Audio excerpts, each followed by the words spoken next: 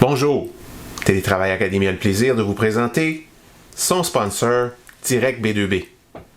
Direct B2B, c'est une entreprise qui offre des services de développement d'affaires qui répondent à vos besoins, que ce soit au Québec, au Canada anglais ou encore aux États-Unis. Donc, Direct B2B nous propose sa formation, le développement d'affaires B2B proactif. C'est une formation qui survole l'évolution de la prospection téléphonique, dont l'efficacité est désormais bonifiée par des nouveaux outils comme LinkedIn.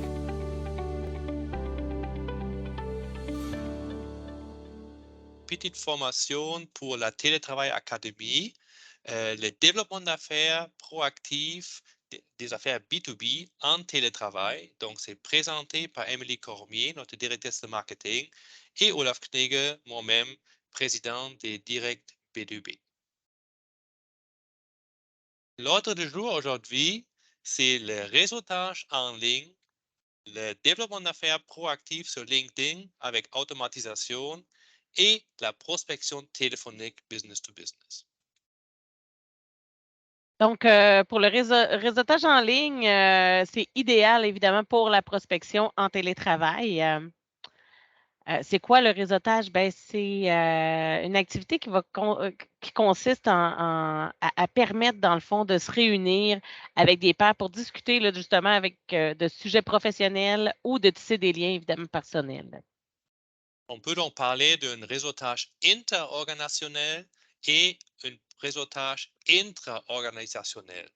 On peut aisément faire la différence entre un réseautage entre deux organisations. Donc, moi, d'une organisation, je réseaute avec quelqu'un qui a une autre entreprise, ou on a un réseautage entre les membres d'une même entreprise. Ici, dans notre formation, on va parler toujours seulement de réseautage intra-organisationnel.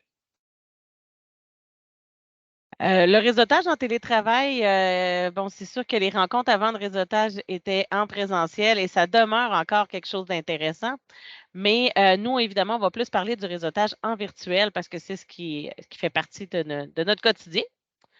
Pourquoi on va faire du réseautage? Bien, c'est sûr qu'en premier lieu, c'est le développement des affaires. On va aussi vouloir trouver des fournisseurs de confiance, trouver des partenaires d'affaires, puis en même temps aussi briser un peu l'isolement.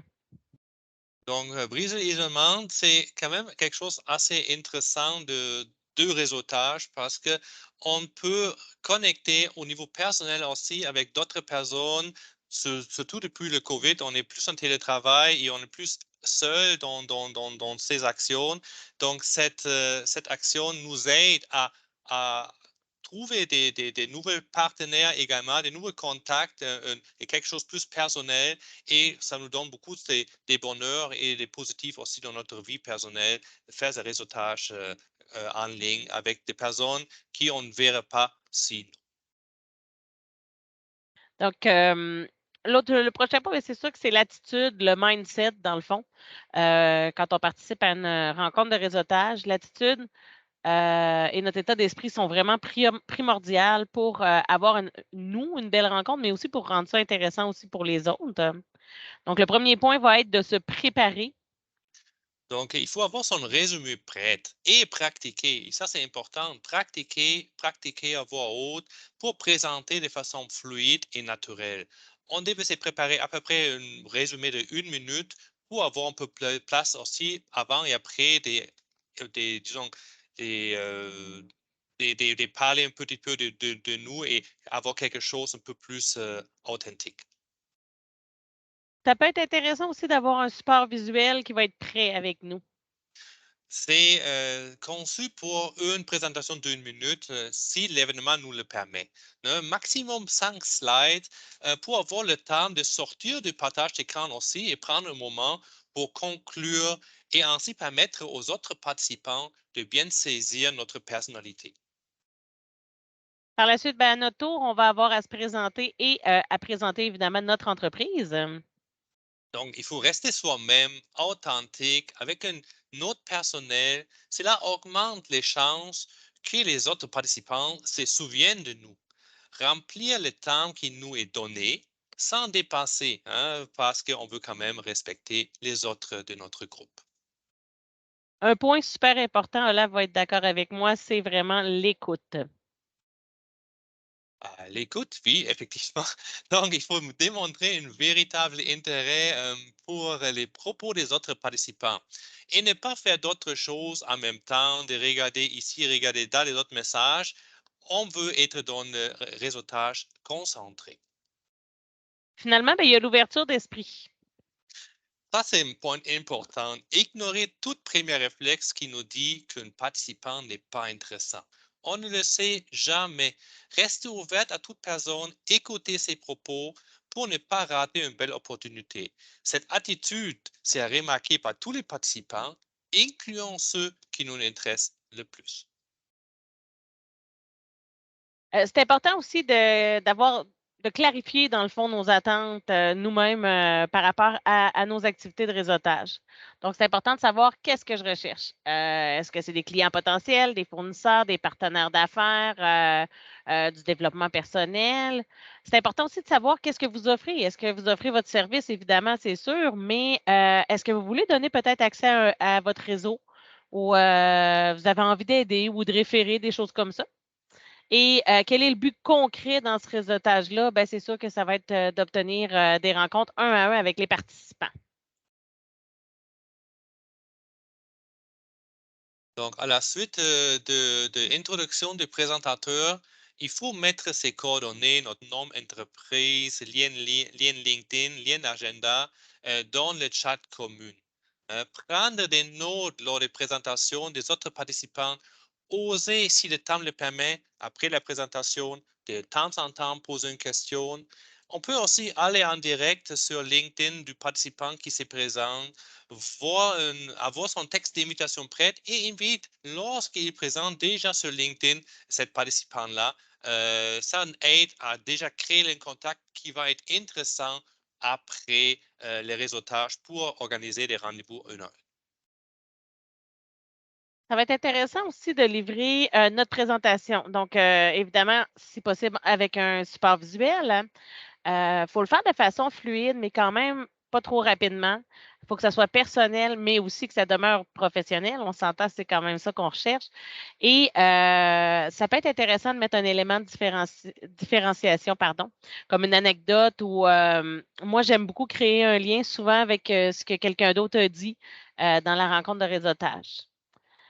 Mentionner évidemment à la fin de notre présentation que les coordonnées vont se trouver dans le chat et qu'on aimerait bien avoir des discussions un à un avec chacun des participants, justement pour faire une plus grande, de plus ample connaissance.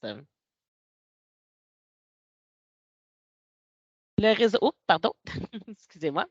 Le réseautage doit être aussi ciblé. Bien que c'est quand même intéressant de rencontrer des gens, c'est c'est plus le fun quand les gens sont vraiment bien ciblés pour nous. C'est important, par contre, d'avoir une ouverture d'esprit, comme le disait Olaf tout à l'heure, envers tous les participants et de choisir les bons événements de réseautage. Ça pourrait être intéressant. Donc, les questions à se poser aussi, ça va être, bon, je recherche à réseauter pour obtenir des contacts avec des grandes entreprises, des PME, des petites entreprises, des solopreneurs. Est-ce que mes cibles, ça va être du business to business ou ça va être du business to consumer? Où on cherche à développer moins des contacts, mais développer des relations plus approfondies, ou on va avoir envie de d'avoir le plus de contacts possible pour passer notre message à un maximum de personnes. C'est des questions qui sont intéressantes à se poser. Donc, voici comme exemple une petite liste des 3 organisations de réseautage ici au Québec. Commençons avec le réseau VIN. C'est mon coup de cœur, pour être honnête. Le réseau VIN, World Industries Network, ou en français, le réseau mondial des entreprises, c'est un réseautage B2B.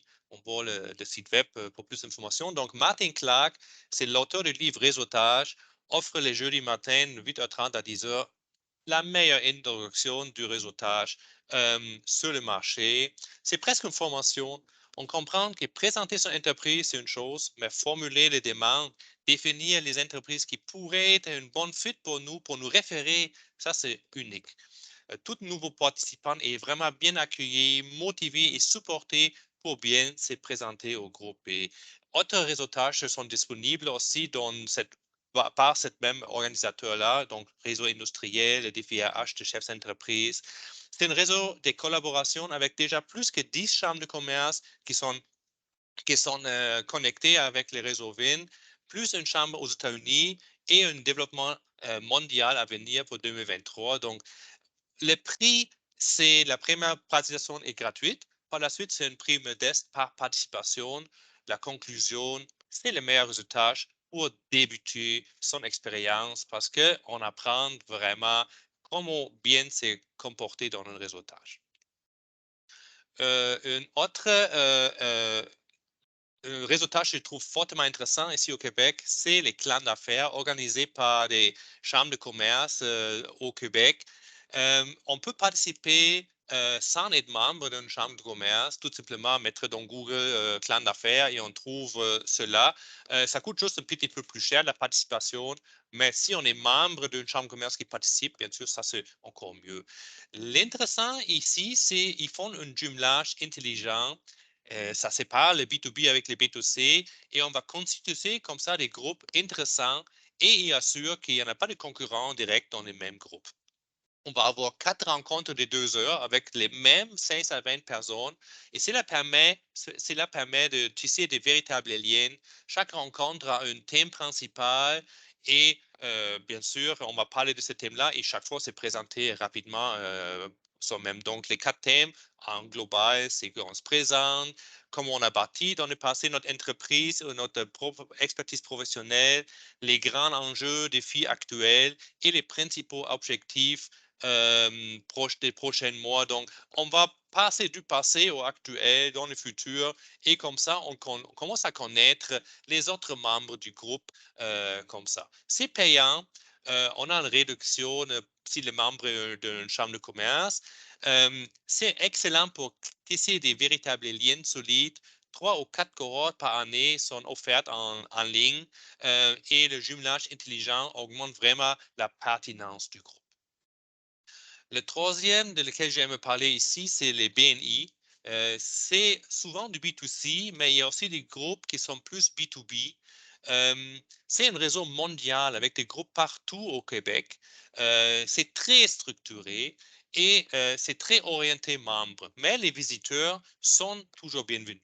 C'est payant, mais on peut pas visiter les différents BNI aussi souvent qu'on est invité. Pour conclure, il faut choisir son groupe BNI parce que chaque groupe a différents membres et donne différents potentiels aussi. Donc, il faut magasiner un petit peu.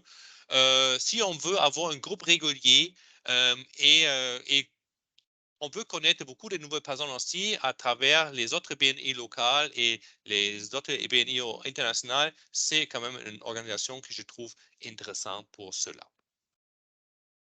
Donc, Olaf, je vais te laisser te reposer la voix un petit peu. Moi, je vais vous parler du développement, le deuxième point, dans le fond, à l'ordre du jour, le développement proactif des affaires B2B sur LinkedIn. Donc, évidemment, LinkedIn, c'est la plateforme pour développer des affaires business to business. C'est un gigantesque annuaire de décideurs, dans le fond, et leur fonction dans l'entreprise, la capacité de les contacter, tout ça. Donc, les actions sur LinkedIn qui sont importantes de faire, c'est premièrement, il faut se mettre en place un profil qui va être pertinent et qui va être professionnel. Il y a plein de ressources pour vous aider à ce niveau-là. C'est important de faire des publications. Une fois de temps en temps, ce n'est pas nécessairement obligé d'être trop non plus pour pouvoir avoir une belle visibilité. Il faut commenter aussi les publications des gens, des personnes qui nous intéressent, qui sont dans notre réseau. Ça peut paraître énergivore, mais ça va susciter l'attention. Des fois, à un moment donné, ça va faire quelques fois qu'on va voir le même nom passer. Donc, c'est intéressant de les voir. Agrandir son réseau de contacts de premier niveau en invitant des prospects qui vont être ciblés. Communiquer aussi par message direct avec les contacts encore là de premier niveau. Et organiser un événement en ligne sur LinkedIn peut être aussi vraiment quelque chose d'intéressant et inviter nos contacts encore là de premier niveau à cet événement. Ce qu'on aimerait maintenant parler, c'est la automatisation du processus d'invitation sur LinkedIn. C'est vraiment la base pour avoir un développement d'affaires proactif en télétravail. Cette automatisation aide à régulièrement ajouter de nouveaux contacts dans notre réseau et pouvoir travailler avec ces contacts-là par la suite. Il y a plusieurs outils qui nous aident à faire ce processus-là automatisé. Par exemple, LinkedIn Helper, Phantom Booster. Et notre préférence en ce moment, c'est l'outil qui s'appelle Valaxy, qui a tout simplement, dans les dernières années, augmenté beaucoup ses capacités, sa plateforme, et c'est facile à gérer. Donc, je trouve cela le plus intéressant en ce moment. Pour mettre en place sa campagne LinkedIn, les actions suivantes sont nécessaires. Premièrement, identifier sa cible dans Sales Navigator. Ça, c'est un travail en soi. Bien regarder qu'est-ce que c'est ma cible, quelle sorte d'entreprise, quelle région, quel nombre d'employés sont intéressants pour nous, quel secteur d'activité. Avoir un lien qui permet aux prospects de prendre un rendez-vous directement dans notre agenda, style Calendly ou lien booking de Microsoft HubSpot. L'idée, c'est qu'on envoie un message aux nouveaux invités qui ont la facilité à rendre en contact avec nous en s'organiser une petite rencontre une à une avec nous. On s'entend, c'est ce qu'on souhaite dans notre approche LinkedIn. On veut créer des textes d'imitation, maximum 300 lettres. LinkedIn ne nous permet pas plus. Un petit message très léger comme invitation qui nous parle de « j'aimerais être en contact avec vous » ou « j'aimerais vous connaître ». Et par la suite, on peut automatiser un premier message, maximum 2 paragraphes, qui nous présente aux ceux qui ont accepté notre invitation et qui fait un petit message pour dire Allô, ça serait peut-être intéressant de faire connaissance, de se prendre un petit rendez-vous une à une ensemble pour pouvoir savoir qu'est-ce qu'on fait et pouvoir s'y référer. Une fois tout c'est créé, on doit programmer l'outil d'automatisation, importer les contacts, programmer les messages, programmer le reste de la campagne et la lancer. Être attentif par la suite aux messages qu'on reçoit dans LinkedIn. Donc, ça, c'est l'idée d'automatiser LinkedIn une partie, mais par la suite, il faut se garder chaque jour une 15 minutes minimum pour regarder ce qui s'est passé dans notre campagne, regarder qui nous a répondu et répondre parce que on s'entend, si on répond rapidement, on a de plus de chances que l'autre personne reste intéressée et va prendre un rendez-vous avec nous. Le but ultime, justement, d'une campagne comme ça, c'est de se faire remarquer par sa cible en se présentant d'une façon intéressante. Il faut quand même bien se présenter, rester naturel, mais avoir pour focus que c'est une relation, c'est le but de créer une relation d'affaires. On n'approche pas sa cible avec un pitch de vente, là, dans le fond. Il faut capter l'attention pour obtenir, dans le fond, des premières rencontres avec ces prospects-là. Là, ce qui est important, c'est que la première rencontre, justement, ça va nous permettre de le laisser se présenter. Par la suite, nous, on va se présenter nos services et proposer les services selon ce que lui a dit au tout début, dans le fond. Donc, on va pouvoir détecter certaines choses qui vont être leurs besoins ou des choses comme ça. Et à ce moment-là, on va pouvoir présenter nos services sous cet aspect-là. Ensuite, il y a le troisième et dernier point, c'est la prospection téléphonique. Je fais tout le temps la blague de dire oui, ça existe encore et même encore plus. Justement, avec tout ce qu'il y a de virtuel, je vous dirais que le besoin de parler à quelqu'un de réel, pas une boîte vocale, est là, est présent. Ça a toujours sa place dans le développement des affaires. C'est un travail qui peut être, oui, énergivore, qui va prendre du temps, mais qui peut rapporter beaucoup à des bons résultats à très court terme.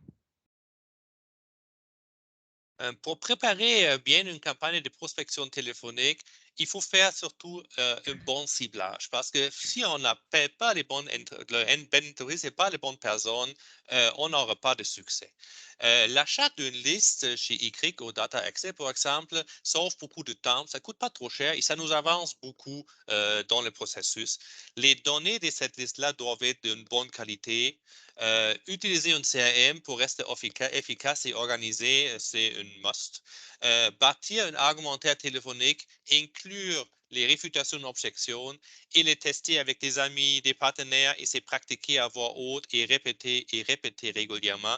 C'est très important pour avoir une bonne performance dans notre prospection téléphonique. L'organisation, dans le fond, que nous, on a quand on appelle, c'est important de bien planifier son temps dans la semaine. Il y a certaines entreprises qui sont plus faciles à joindre très tôt le matin, mais que rendu à 11 heures, c'est terminé, on n'est plus capable. Donc, de bien planifier ces choses-là pour pouvoir les rejoindre à des heures où ils vont être ouverts à nous écouter, qui ne seront pas loadés dans la production, des choses comme ça. Il faut avoir aussi son agenda qui va être ouvert, l'argumentaire écrit devant les yeux. Même si on le connaît bien, des blancs de mémoire, ça peut arriver. Donc, ça nous aide de l'avoir près de nous. Il faut être réveillé, il faut être de bonne humeur. Ça, c'est vraiment important. Ça peut avoir l'air de rien, mais le mindset change énormément au ton de l'appel, dans le ton de notre voix. Ensuite, nous, on va identifier les décideurs. Le processus, c'est vraiment, on va les identifier via la réceptionniste, via d'autres moyens. On va les approcher, les intéresser. On va faire les suivis jusqu'à ce qu'un rendez-vous qualifié puisse être organisé. Donc, la majorité des rendez-vous qu'on prend vont être souvent lors du deuxième ou troisième contact, des fois, avec le prospect. Et puis, ben, ça donne des relances qui peuvent être intéressantes. Et justement, dernier point, faire des suivis de qualité et au bon moment. Donc, tout à l'heure, on en a parlé, c'est important d'avoir un CRM bien organisé pour justement avoir le résumé des premiers appels et mettre nos tâches, nos suivis. Fait comme ça, on peut se rappeler de ce qu'on s'était dit lors du premier appel, même si le suivi est 2 mois plus tard, là. En conclusion, donc, nous avons maintenant parlé des 3 aspects du développement d'affaires proactif des affaires B2B en télétravail, le réseautage en B2B en ligne, le développement du réseau LinkedIn et des présentations LinkedIn, la prospection téléphonique business to business. Donc, ce que Direct B2B peut faire pour vous, on peut vous conseiller pour trouver les bons réseaux, les réseautages, intéressés et adaptés à votre besoin et votre cible. On peut vous donner des mini-formations incluant la mise en place d'une première campagne d'automatisation LinkedIn et un suivi pendant quelques mois. Et on va pouvoir vous aider à bâtir ou réviser votre argumentaire de prospection téléphonique ou aider avec la recherche d'une liste ou faire des appels tests pour vous ou même prendre en charge votre campagne au complet. Pour finir, ben, je vous laisse sur notre philosophie. Dans le fond, la relation, c'est avant la transaction. Donc, on préfère partager beaucoup de savoir-faire avant de vouloir facturer. Puis, pour les personnes qui vont avoir pris le temps justement de regarder cette petite vidéo, ben, on vous offre une session de conseil gratuite. Vous pouvez prendre rendez-vous. Le lien est là. Merci. Donc, oui, merci beaucoup pour votre écoute. Je vous souhaite une bonne suite dans vos formations ici en Télétravail Academy et je vous souhaite une excellente journée. Bye bye.